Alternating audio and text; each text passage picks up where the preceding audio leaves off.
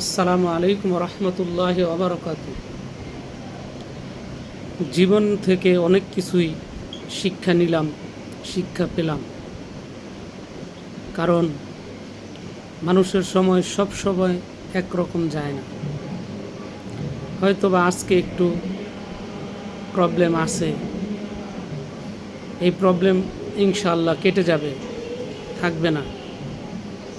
কিন্তু অনেক কাছের মানুষ, পাশের মানুষ, তাদের সাথে কথা বলে বা কথা বললাম, অনেক কিছুই শিখতে পারলাম, জানতে পারলাম যে বিপদ শুধু তোমারই। কারণ বিপদে কেউ তোমার পাশে থাকবে না। বিপদে তোমার পাশে কেউ থাকবে না এই জন্যই যে যখন সুখে থাকো তখন অনেককে একটু চিনে রাখো যে কে কে তোমার বিপদে পাশে ছিল আর কে কে তোমার পাশে ছিল না।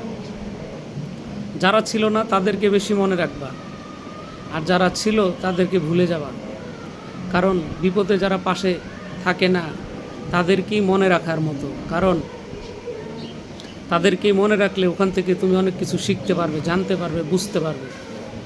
আর যারা সুখের সময় তোমাকে অনেক আরও ভালোবাসা বেশি বেশি দিতে, তাদেরকেও তো আরও ভালো করে মনে রাখবা। কারণ সুখ দুঃখের মাঝেই দুই ধরনের ব্যক্তিকে চেনা যায়।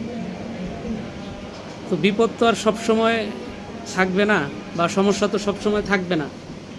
যে কোনো এক সময় এটা কেটে যাবে ইনশাআল্লাহ।